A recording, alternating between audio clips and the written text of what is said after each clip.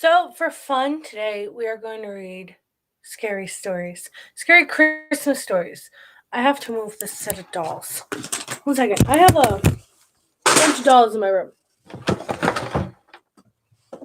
I brought them up from the basement so I could fix their hair by brushing them out and washing them. But I need to empty this container so I can set my laptop on top of it. It'll make it easier for me. So it's up and out of the way and you guys can see my face. Yeah. I'm aware this blanket's a little short. So, we're going to read scary Christmas stories. My tablet over here, the cord does not want to stretch that far, and I keep accidentally unplugging it. I actually have an extension cord in the store.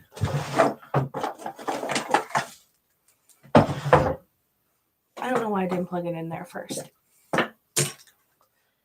Oh, I think I found it. I read all my scary stories off of Scary for Kids so that I know they're kid related and they shouldn't be that scary to children. No, these don't scare adults or teenagers unless you get scared very easily. But other than that, it is scary for kids. If you missed my big explanation why I'm moving everything, I had a bunch of dolls sitting here. Don't. I also need to put this lamp in. I didn't do that beforehand, and the lighting's okay.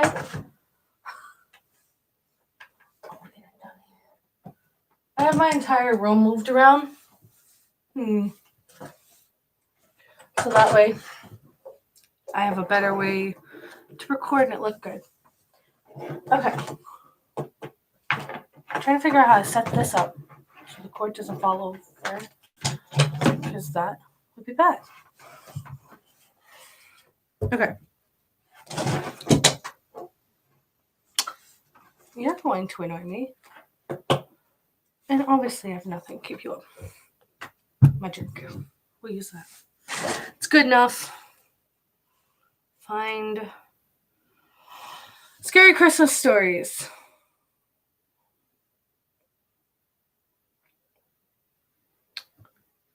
I obviously don't know how to find them.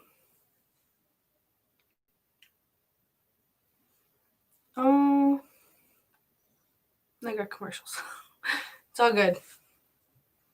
Damn, where? I'm running out of storage. Stop telling me what I already know. It's having a turn. It's fine. I'm trying to make it so that light doesn't shine through, but it can see the light. Wait, let me lift this up just a little bit. Still see the shine. Not that bad though. Halloween stories, urban legends. Creepy stories, bedtime stories, sad stories. I hate sad stories. True scary stories, urban legends, funny stories, spooky stories, urban myths, campfire stories, ghost stories, creepypastas, Christmas stories. Where did that go? There it is. Found it. I should have had this all pulled up beforehand, but if you know me, I don't do that.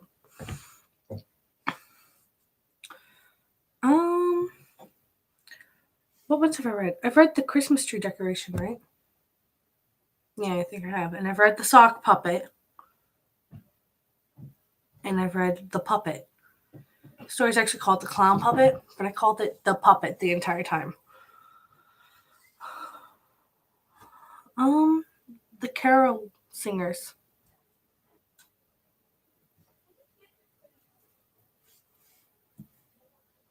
I have a bunch of notifications. Beautiful. I love that. Okay. So, you done loading? Thank you. The Christmas, I say Christmas because carol is just Christmas carols. The Carolers is a scary story for Christmas about a kid whose father and grandfather go from door to door begging for money, and is based off an old horror story by Bernard Capes called The Vanishing House. I think I've heard of that. Okay, so the grandfather was a drunk and the father was a drunk. Oh, that's great. But the kid in the story never drank, which is a good thing. Don't drink. And there was a reason for that. When they were young, times were hard and they grew up poor. The grandfather and the father never did an honest day of work in their lives. The grandfather wasn't good for much, but he played the clarinet like an artist. He taught the father how to play the accordion. Every Christmas, they would gather in a group of their friends and go from door to door playing Christmas music and singing Christmas carols and begging for money. Afterwards, they would all go down to the pub and spend it on alcohol. Nope, not touching that. One Christmas Eve, they brought them along with them, the kid. They were too young to play an instrument, so they handed them a triangle and told them to strike it every now and again. The night was dark and the snow was falling on a cold December, and the wind cut through you like a knife. Oh my word, I hate when it's so cold and you can feel how cold it is and you're cold to your core. That's horrible. um they kept their heads down and trudged through the snow and the sleet. Eventually, the grandfather stopped and said, "This looks like a good place as any." They were outside a big mansion decorated with Christmas lights. The grandfather knocked on the front door and began to play some old Christmas carols. The doors of the house, I have hiccups, swung open, and in the dim light, they saw a woman standing there. She was holding a tray of glasses in her hand. With a smile, she picked up a glass and held it out, inviting one of the men to drink. The grandfather rubbed his hands together with glee and took the glass. Just then, they looked up in the window above and saw a face peering out of the shadows. The face that was hideous behind words. Okay. They looked back at the woman in the doorway and her face was hideous too. Oh, wow, it scrolled down too quick. But before they could stop their grandfather put their glass to the lips and drank it. "Oh dear," said the woman in an irishly childish voice. "You've drank blood, sir." Ugh, I hate blood. Imaginary or real, hate blood. With that, the door slammed shut. The grandfather stumbled backwards, and the glass fell from his hands. It shattered with a deafening crash as he collapsed in the snow. After that, they don't remember much. They recall waking up in the light of dawn and finding themselves lying in the snow. The other men were lying around them, and they woke up. Their father got up and got to his feet and rubbed his head. The woman had disappeared, and the house was boarded up and abandoned. All that was left was a dark red stain that showed where the glass had broken. The grandfather laid in the snow beside him. His face was purple and swollen. Oh my gosh, and he was dead. That's horrifying. That's creepy beyond words. They hurried home and called the police. They picked up their grandfather's body and brought them to the mortuary. I don't know if that's how you say it. The father told them what happened. The father told them, the police, what happened. They didn't believe a word that he said, and they said the house had been vacant for over 100 years. After that night, the father was never the same man again. He never let another drop of alcohol touch his lips, and made sure that the kid did the same.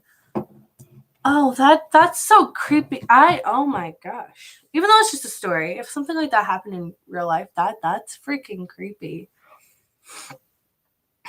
That's creepy. Oh, I don't know how to pronounce this word. The Grither? Grither? That how you say it? I don't know. The story would load. I'd figure it out. No. Cord. Okay, so basically it's a monster.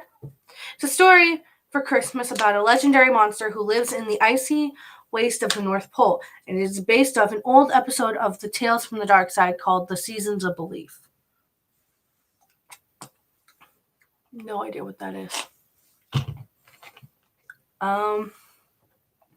Yeah. So it was Christmas Eve, and the family were gathered in the living room.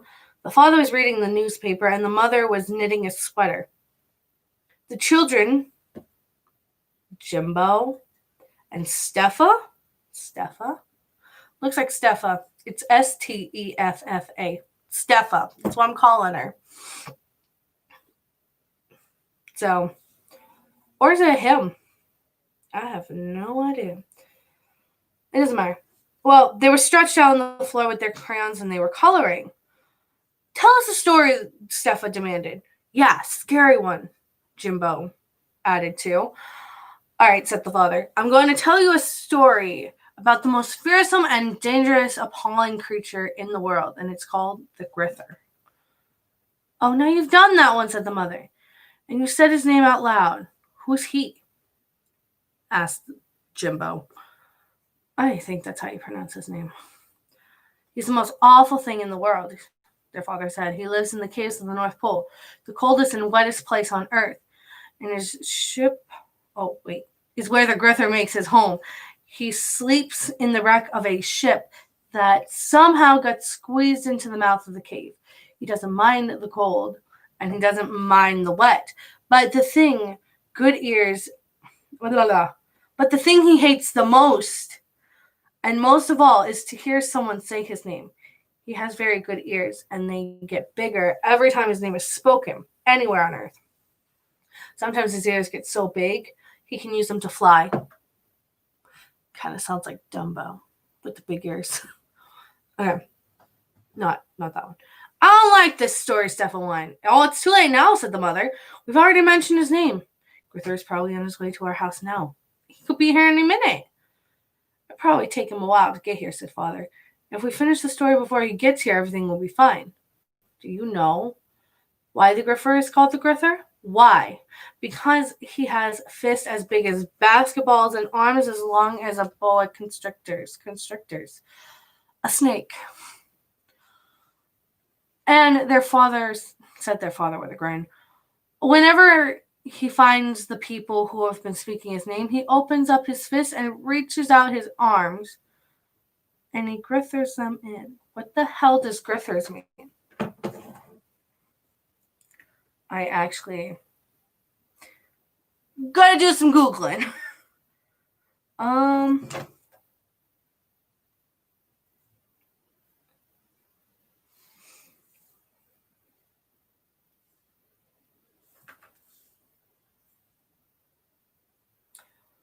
Oh, he's kind of like Krampus. A cross between Krampus and the Boogeyman.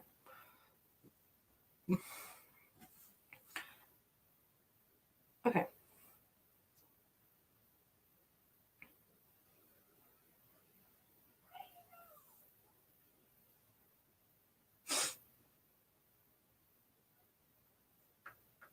I'm just gonna.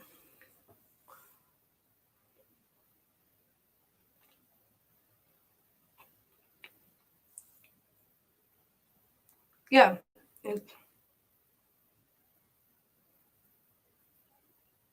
That doesn't explain what.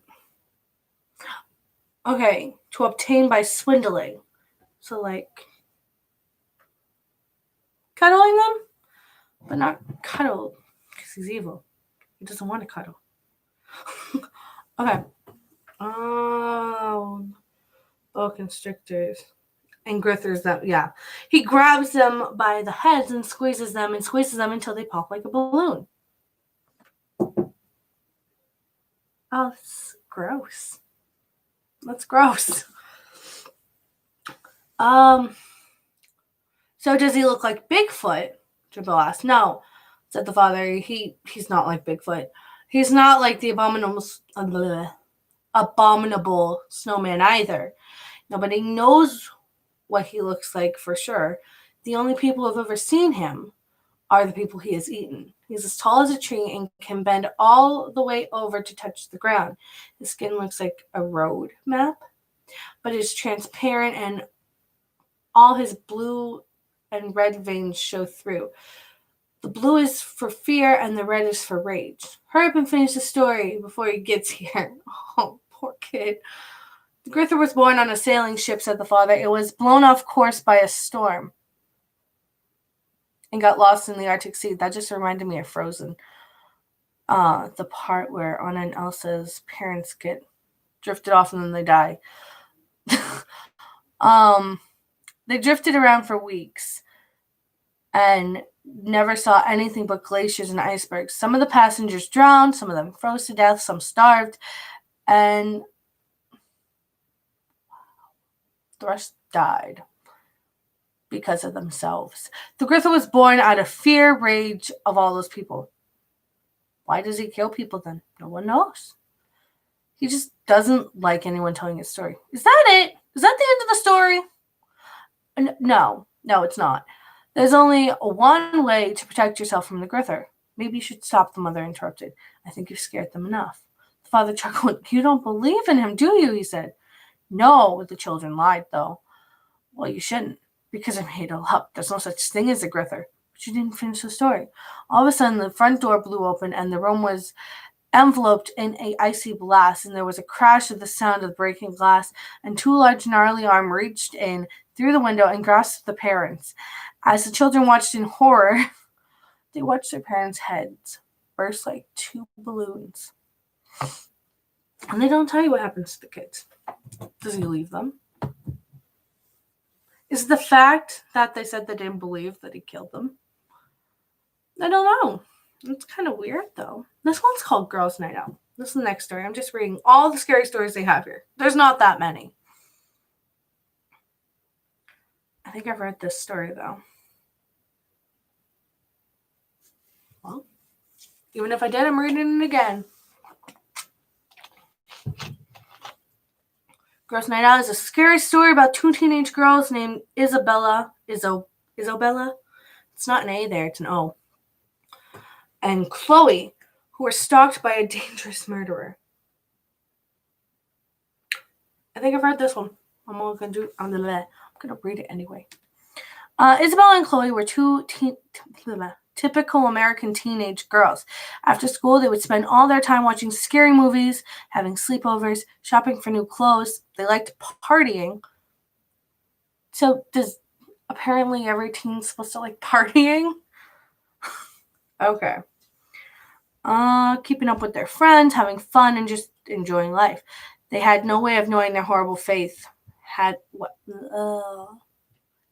They had no idea of knowing the horrible fate that life had in store for them, if I could not stumble over every other word. Okay, one night Isabella and Chloe decided to have a girls' night out. They were planning on sneaking out to a nightclub as soon as their parents went to sleep. Yep, I know exactly what happens here. Isabella kissed her parents goodnight and went upstairs to bed. When she thought that everyone had gone to sleep, she took out her cell phone, called her friend Chloe, and told her to meet her at the store down the street. Chloe agreed and hung up. Isabella quietly opened her bedroom window, not door. Trying not to wake anyone. If I were to do something like that, my mom would wake up. My mom is a light sleeper. I didn't watch your live stream. You said you were doing scary things. You're a baby! They're not even that scary. Is my cord? I might have took the light up one because couldn't get your blue one to work. It's so weird. I got that one. That wouldn't work for me. Maybe it'll work for you. I don't know. I just stole your cord. I'll give it back after. I promise. Sisters, we take each other's things. Yeah, anyway. My mom was a light sleeper. You can't do anything. You walk down the stairs and she's all like, what are you doing? And usually it's we're getting a drink. Well, usually it's because we scare her. But she stepped onto the windowsill and climbed down the drain pipe. That's weird. Our house doesn't have a drain pipe on the side of it. It's kind of weird, though. Not... Bleh. Anyway, as she walked down the deserted street, she got a strange feeling that she was being watched. The hairs on the back of her neck stood up, and she glanced behind her, but she was alone. She came to the corner of the store. There was nobody there. So she took out her phone and called Chloe again. Okay, I'm at the store. Hurry up, or I'm going home. What's wrong? Chloe asked her. I don't know. I don't like feeling, this doesn't feel like other nights. Something isn't right. I get a bad vibe. Stop it. You're just paranoid. I'll be there in 2 minutes. Isabella hung up on the phone, but she couldn't shake the feeling that someone or something was watching her. About 5 minutes later, Chloe turned up and the two girls walked towards the nightclub. The girls were too young to get into the club, but the bouncer never asked for their ID. For shame on the bouncer. They strolled inside, and pretty soon they were dancing to the music, flirting with all the guys on the dance floor. Why? Okay. Around 3 a.m., Isabella was chatting to a really cute guy who must have been at least 10 years older than her. Gross. They don't even tell you how old these kids are. Okay, she felt her phone vibrate in her pocket. It was a text message from her ex-boyfriend, Anthony. She hadn't heard from him since they broke up about a month ago. Don't talk to your exes. The text message read, "Come outside. I have a huge surprise for you." Curious, she looked around and she saw Chloe was busy talking to other men. So without saying goodbye, Isabella walked out of the nightclub and she had taken a few steps when she received a text message. "Meet you around the corner by the dumpster." Your ex texts you. 1, don't text them back. 2, telling me I'm by a dumpster. You said no. I would have grabbed my friend anyway. That they're stupid. They're stupid, and it's around 3 a.m. Who's actually up at 3 a.m.? Okay. The street was dimly lit and deserted. Isabella had a bad feeling in the pit of her stomach. Something didn't feel right, but she told herself she was being overcautious. That's what you do, especially at 3 in the morning. Inside the nightclub, Chloe was looking for her friend. After waiting for 15 minutes, she began to grow impatient. She scanned the dance floor, but there was no sign of Isabella. And she even checked the toilets, but they were empty. At 3:27, a relieved Chloe got a text from Isabella. "Meet me outside now." When Chloe went outside, she received another text. "I'm around the corner over by the dumpster. Come watch me sparkle." Oh, this part gets gruesome. Chloe followed the directions, crossing the dark and lonely street.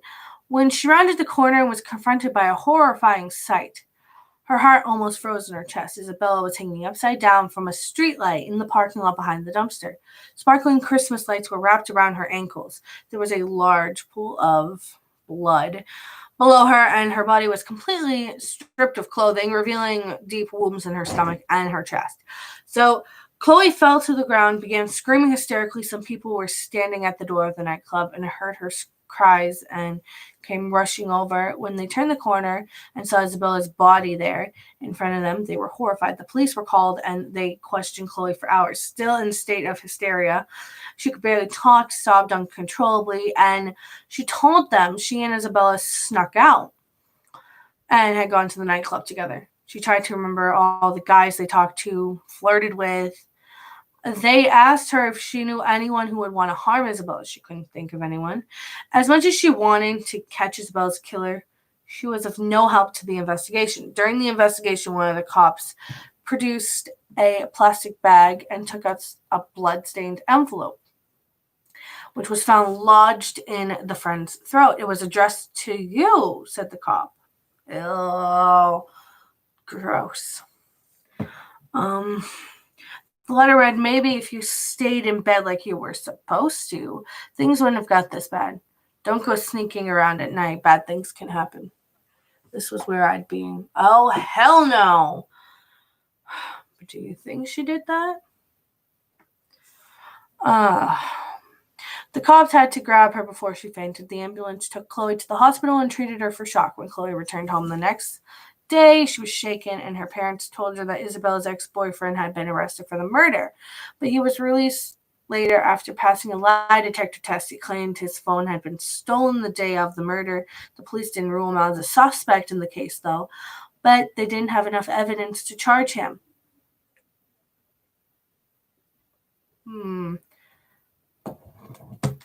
You think phones are really smart. They would tell you the exact location of the phone. And if the kid had an alibi or someone else to be like, he was here and the phone was here,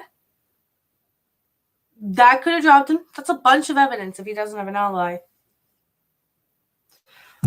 I'm 100% sure he doesn't do it, though. Oh, yeah, phone stolen. Yeah.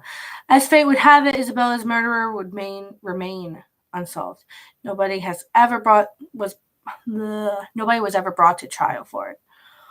And as time went on, people began to forget about it. 2 years later, Chloe had almost managed to forget about the terrible night, how her best friend was savagely murdered. One night, her boyfriend asked for her to meet him at the park at about 2. She was beginning to walk to the park. 2 a.m. 2 a.m. You can't tell me people are this stupid. I know it's just a scary story, but that's stupid. That's beyond stupid. I read this and I thought it was stupid the first time. This is still stupid, very stupid, and I don't... Nope, it's irritating.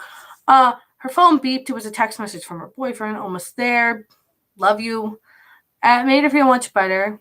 Her last task was to pass by the store. The park was on the other side. She began to walk, but heard someone behind her and immediately began to run. Her boyfriend got to the park and waited for about 15 minutes. At 2:35, he got a text message from Chloe. Keep walking forward and you'll see me. He did as the text suggested, and there, hanging upside down from a tree, was a mutilated body of Chloe. Christmas tree lights were wrapped around her ankle, and she was covered in blood. And she was also nude. There was a note. And it said, don't go sneaking around at night. Bad things can happen. And the cases remained unsolved. Sneaking out is stupid. Going out in the middle of the night is stupid. Let alone first thing in the morning at 3 a.m. Stupid. And going to a nightclub and you're underage, that's stupid too. But that's all stupid. It's a scary story. Almost every scary story is stupid. This one's called Krampus. This is telling the story of Krampus. Lovely. Yeah. When you're done your live stream, can you just clean the schoolroom? Yes. Thank you.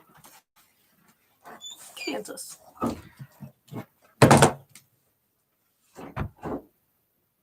Yeah. It's the story of Krampus. Well, anyway, for anyone who doesn't know what Krampus is, Krampus is a legendary creature from Australia and Hungarian folklore and is associated with Christmas. On Christmas Eve, while Santa Claus is out handing presents, Krampus deals with naughty children.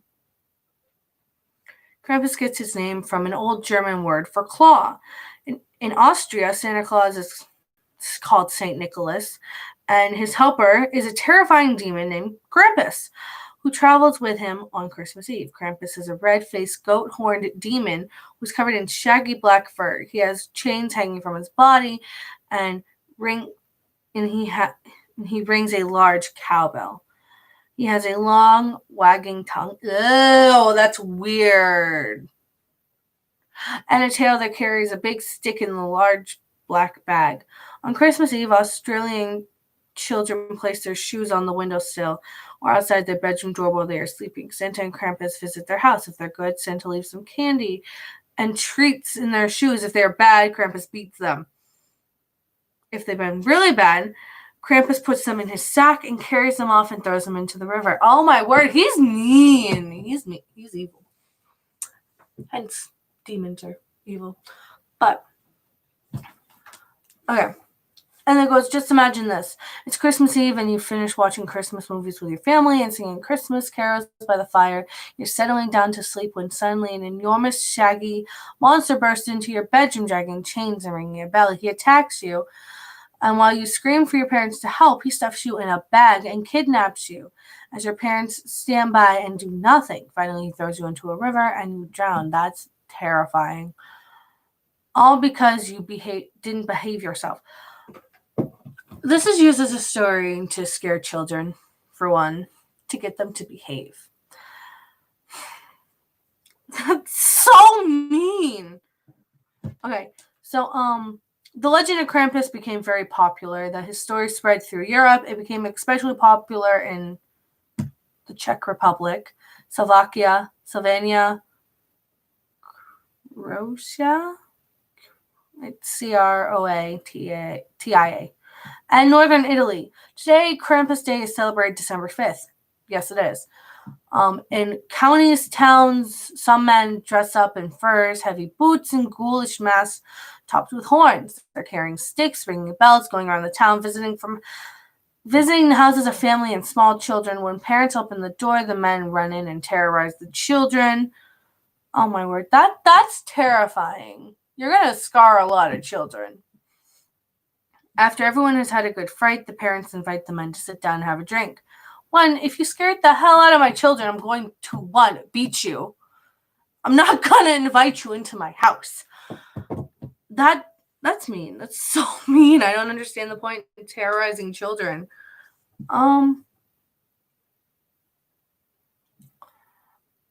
Just when you thought Christmas was one of those times of years that couldn't be scary, along comes Krampus. That's how the story ends. Oh, I don't understand terrorizing children. I think it's me. Okay, so this next one's called Purple Fingernails. The ones that comes after Krampus is the clown puppet, but I've read the puppet. Some of these are short stories. Purple Fingernails is a scary story for kids about a young girl who receives an evil doll as a present. What does that have to do with purple nails? Is the doll's nails painted? Okay, not the point. There was once a little girl who had a large collection of dolls. One Christmas, she saw a doll in the window of a department store that she absolutely had to have. It had long, flowing blonde hair and a lovely blue dress. But the thing that impressed her the most about the dolls was she had lovely, bold fingernails. I called it. When Christmas morning came, she was delighted to find the doll with purple fingernails under her bed. Under the Christmas tree, not the bed. Not the bed. It wasn't under the bed. You got a weird set of parents, and they're putting Christmas presents under your bed. Okay. She played with it all day, and when she went to sleep, she would put it on her table at her bedside. That night, the little girl woke into a strange noise. It was dark outside, and she looked over at her doll, but it was nowhere to be found. Puzzled, she got out of bed and walked into the hallway of her parents' door the parents' door to their room was ajar, and she pushed it open and looked in. The parents appeared to be sleeping soundly, so she went back to bed. In the morning, she saw the doll with the purple fingernails sitting on the table by her bed, exactly where she left it. She assumed she had been having a bad dream, but when she went to her parents' room, she found them both lying in blood, and there were 2 purple doll fingernails in their heart. I will never have a doll with purple painted nails. No, that one's short but creepy, to the point. But why is the doll possessed? How did the doll fingernails come off? How? I don't.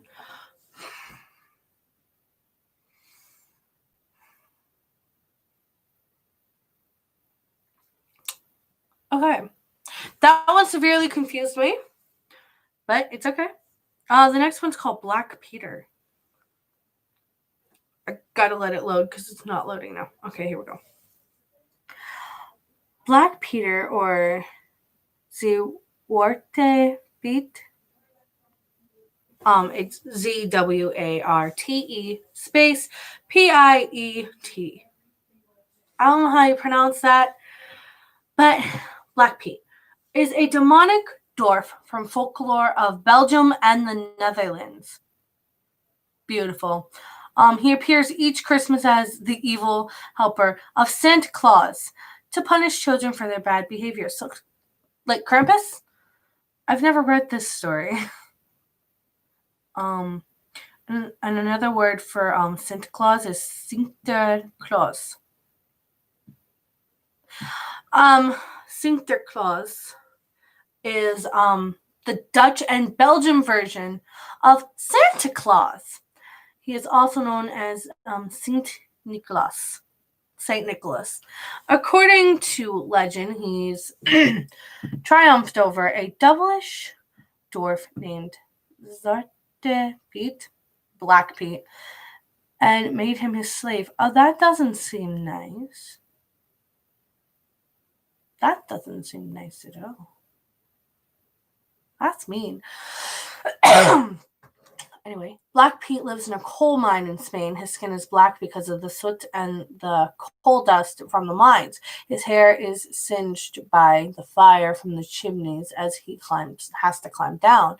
He spends the year spying on children of Belgium, Holland, and taking note of who's been good and who's been wicked. On Christmas Eve, he sets out from the coal mine, squeezing himself through the narrow tunnels and riding off in his coal cart, which is pulled by plague-ridden undead rams.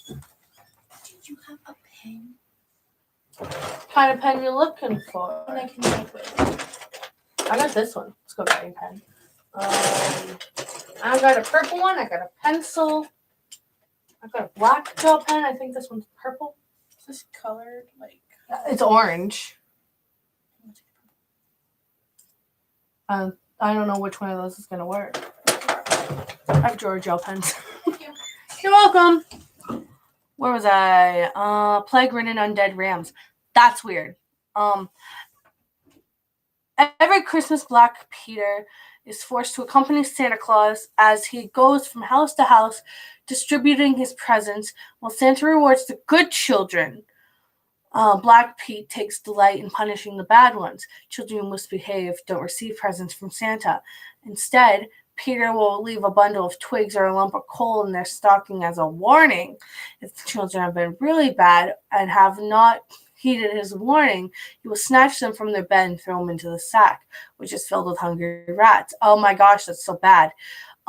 He kidnaps the bad boys and girls and takes them to his coal mine where he chains them up and makes them his slaves. Oh my gosh.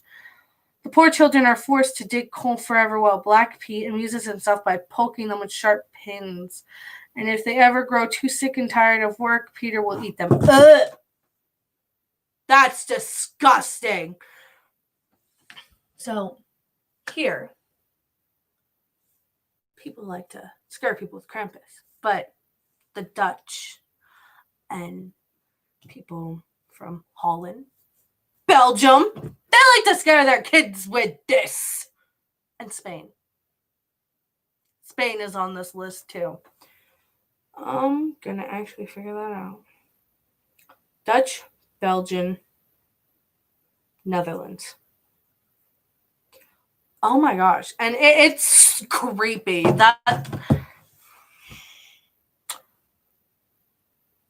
like Krampus. I don't see the point in torturing kids. Kids can be annoying though. Mom! I will when I'm done. Hans Trap. Beautiful! I don't know if anyone can hear you. I'm live streaming. I said I don't know if people can hear you. People watching my live stream, Mom. My word. I'm gonna go complain at my mother. I'll be right back.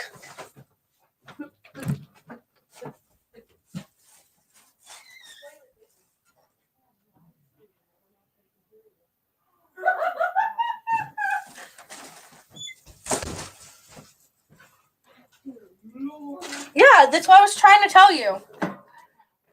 Yeah. Okay, so now you got something funny. Hans Trap. Hans Trap is a legendary boogeyman from Alsace and Lorraine regions of France.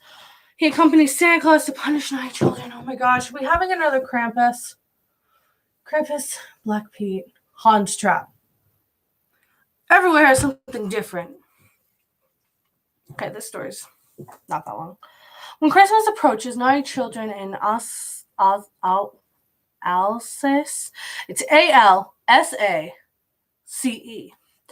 and Lorraine tremble when their parents utter the words, Hans Trapp is coming. Everyone knows the tale of Santa Claus's evil counterpart.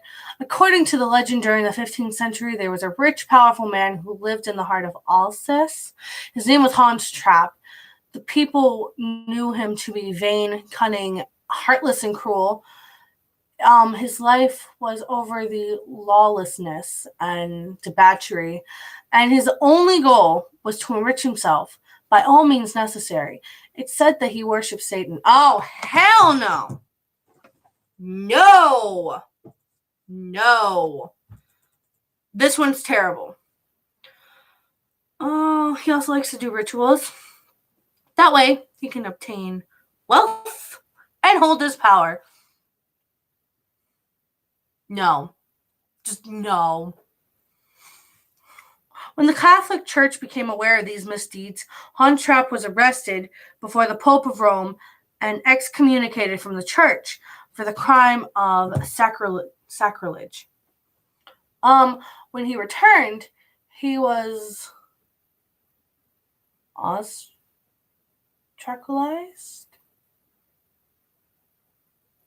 I don't know what that means.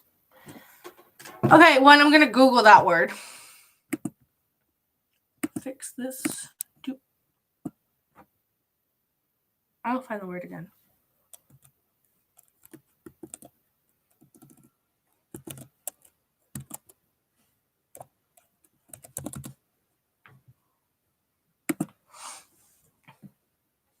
To be excluded from a society or group. So he was excluded for what he did. Understandable.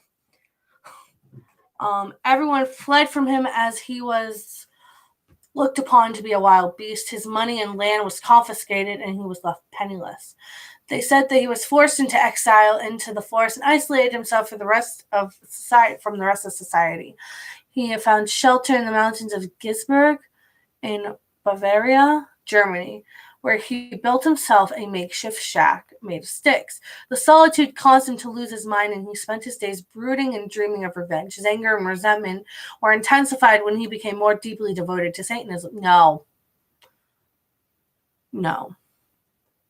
Descending into madness, Hans Trapp began to dream of eating human flesh. The evil man was obsessed with the desire to bite into a human. Oh, it's gross. He roamed in the countryside, disguising himself as a scarecrow by stuffing his ragged clothes with straw, and he spent his time gathering sticks in the hayfield, lying in wait, looking for perfect victim. Oh, this story is disgusting. One day he spotted a young shepherd boy making his way through the forest. The boy was about 10 years of age, but Hans Trapp was determined to kill and eat him, and as he stared at the boy, he began to drool, imagining biting into this little boy. Before the boy knew what was happening, Hans was attacking him vigorously and running him through a sharpened stick.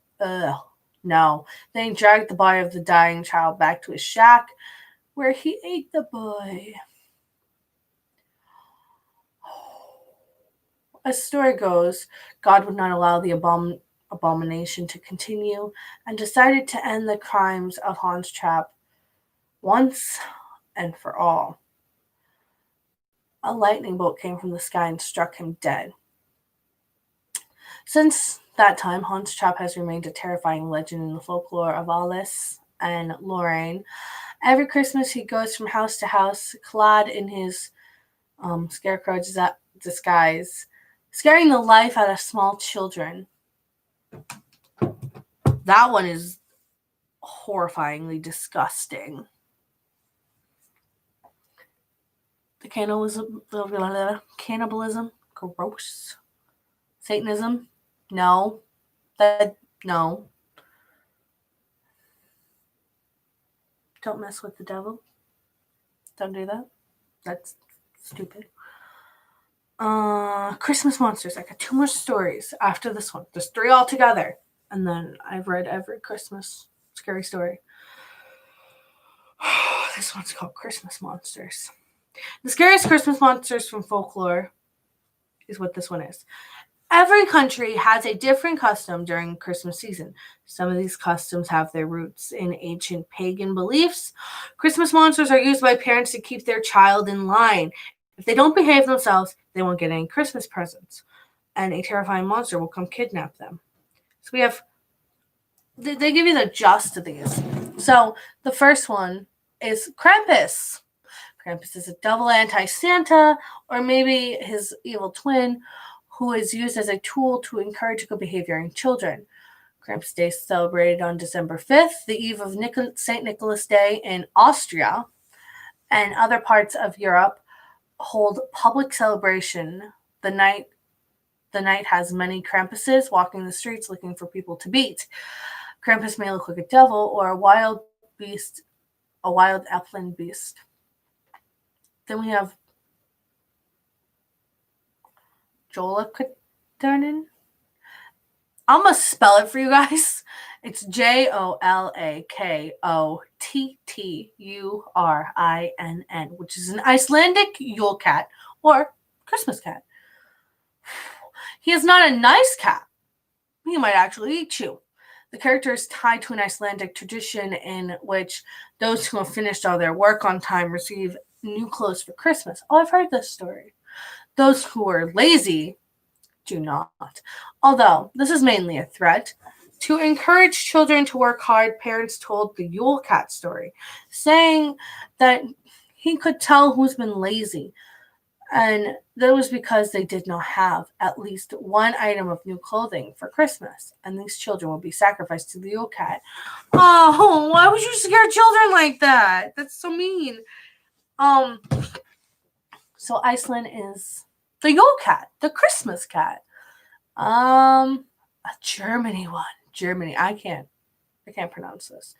But it's Fru Perschata. Oh, my word, I dropped a cup. Great. That's fine. I'll pick that up in a minute. Tales told in Germany and Austria sometimes feature a witch named Frau Percha, Frau space Perchta, who hands out both rewards and punishments during the 12 days of Christmas, December 25th through January 6th. She is best known for her gruesome punishments of the sinful. She will rip out your internal organs and replace them with garbage. The ugly image of Perchta may show up in Christmas possessions in Austria, somewhat like Krampus. And then we have Hans Trapp, which is another anti-Santa who hands out punishments to bad kids by eating them. Ugh, it's gross. Then we have Black Peter. They don't give you an example of him, but we know that one. Black Peter, the one that comes and takes children to his coal mine. And then we have the Joulupuka. He's similar to Krampus, but it's spelled Joulupukki. In Finland, they have this man, similar to Krampus. He has horns and hoofs and is somewhat of a demonic goat. And he loves to beat children with tree branches.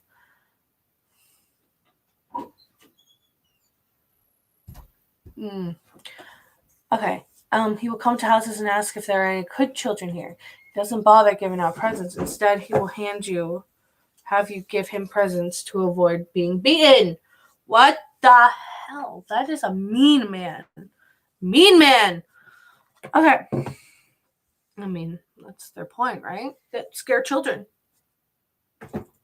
Yeah. Let's scare children. Scaring children is good. Yule Lads. This is what this one's called. Can't even pronounce it, but they're called the Yule Lads. Are 13 Icelandic trolls who have a name and distinct personality. In ancient times, they stole things and caused trouble around Christmas time. So they were used to scare children into behaving. Like the Yule Cat, however, in the 20th century brought tales of benevolent Norwegian figure, Julianese, which is Santa Claus, who brought gifts to the good children. The traditions became mingled until the formerly devilish Yule lads became kind enough to leave gifts in the shoes of children that the children that would leave their shoes out if they were good boys and girls. This one's Grayla. All the Yule lads answer to Grayla, their mother. She is predicted to be the Yule lads in Icelandic legend as an ogress who kidnaps children and eats them, who don't obey their parents. She often becomes associated with Christmas in 17th century. When she was assigned to be the mother of the Yule lads, according to legend, Grayla had 3 different husbands and 72 children, all who caused trouble, right? All who caused trouble ranging from harmless mischief to murder. That's all the ones that are on there. We got 2 more stories. This one's called The Bloody Axe.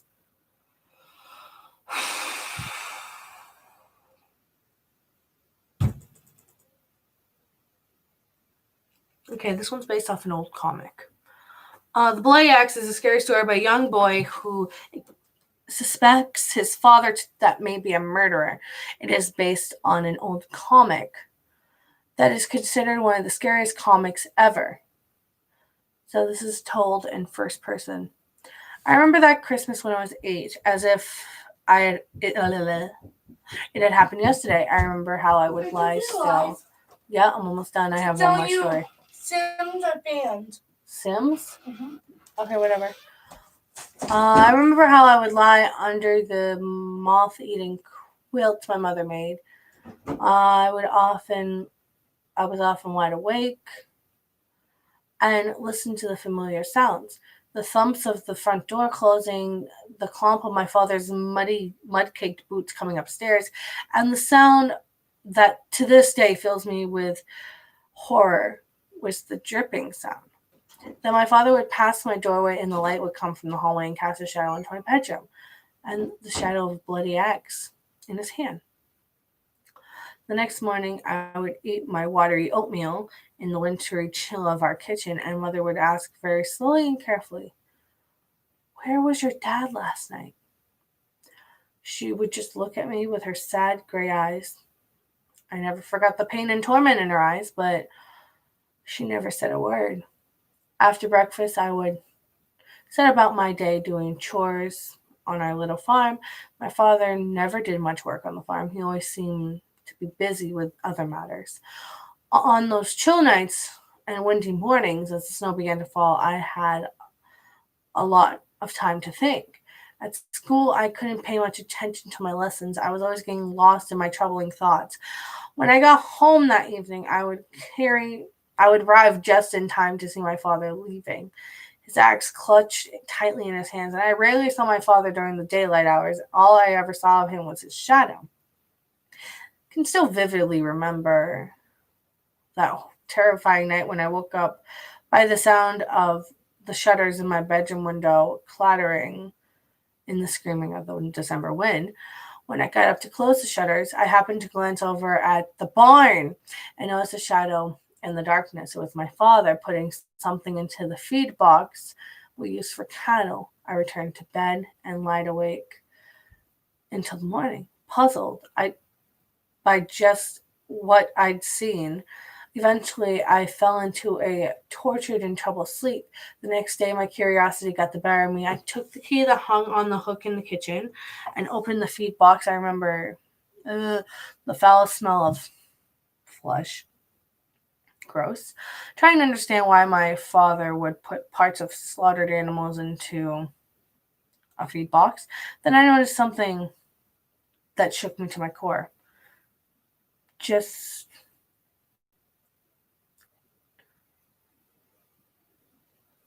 Justing up out of the bloody affair was a severed human hand. From that moment, I was filled with nameless amount of dread. I no longer looked at my parents with trust, but dark, creeping suspicion.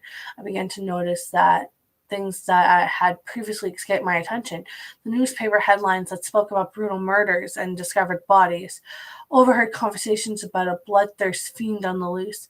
Finally, I heard a boy at school utter two words that repeated over in my mind that tortured me. Axe murderer. That night, my sleep was invaded by shapeless horrors. In these nightmares, I had two images that haunted me constantly: the face of my father and the axe. Unable to sleep, I got out of bed and crept downstairs, taking my father's axe from the fireplace. I dimmed the lights and then crouched in the darkness of the stairs.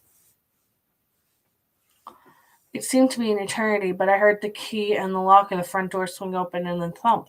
I listened to those familiar footsteps. Stepping out of the darkness, I raised the axe to the head and brought it down with a crash. In the eerie silence that followed, I listened to the sound of movement from my parents' bedroom. I hoped against hope that my mother had heard nothing. Only the sound was creaking floorboards beneath my feet and my pounding heart. I looked for the last time as the headless body that crumpled at the bottom of the stairs, and then quietly tiptoed to bed. Early the next morning, I was awakened by the sound of a strange voice in the hallway. Silently, I crept down the stairs. A group of policemen were crowded around my father's corpse. My mother was standing beside them, watching silently. No one was paying any attention. When she glanced up, she noticed me, and then very briefly, discreetly, she gave me a knowing wink. Oh my gosh. So the father murdered people and the mom knew. So she was relieved he died. That is actually really creepy. Okay, this one's called Clarence. This last one. Clarence is a sad and scary poem for Christmas about a man and a woman who lives in a shack in the woods. It appeared in a creepy magazine, number 77, which was of the Christmas of 1974, which was written by Bruce Jones and with art by Bernie Wrightson. Okay. Reading it. I had to make sure nothing weird came up. Gone by God, 4 letters only. One word, one thought, one breath of air. Yet all of life, one whose hunger, one who's clinged to tonight's despair. Gone she is the black December. Oh, these pictures are weird. As December past compares, and the soul gone from within her. Though all the snow of yesteryear, that's a thing. Still she stands aglow before me, pale, tender, warm, and rare. She still runs through the meadows laughing, locked in a memory. We share then raindrops' laughters, and we join in springtime flares. We embrace summer's glory, and we steal autumn's dares. Till the evening's coming too quickly, and stars hang cold and stare. She trembles like a flower under the snow, and the winter shares. And those snows take one more from me. My whole life, my single high. Are you still streaming? I have one story. This is the last one. I was just wondering. Okay, bye. Okay, bye. I'm gonna talk to you when you're done. Okay. The face of the cabin's chilling, awakened, begging God in a drunken prayer. Okay. When I come here every season, driven by the ghost of dread, I cannot, in the truth, you answer, lest 'tis guilt blinding thee to these oaken walls. I stumble, nightmare clutched in vain to shed, while within the fireplace, dances flames of things we did and said. I recall now, etched forever on my mind, together here near these same androns, toasting Yuletides and gnawing heads. I heard the door behind her blow tightly shut in the frame of lead. On her pounding, I was the world one dead. Wonderful.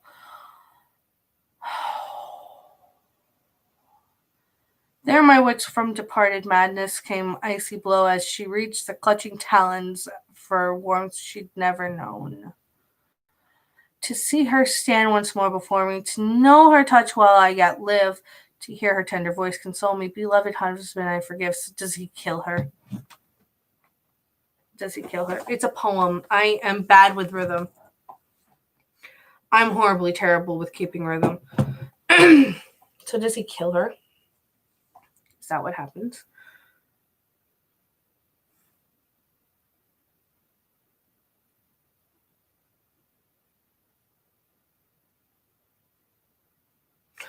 I don't know.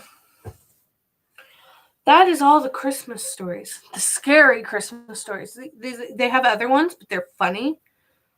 And there's Christmas themed ghost stories, but those are for another day. So I will see you guys in the next video.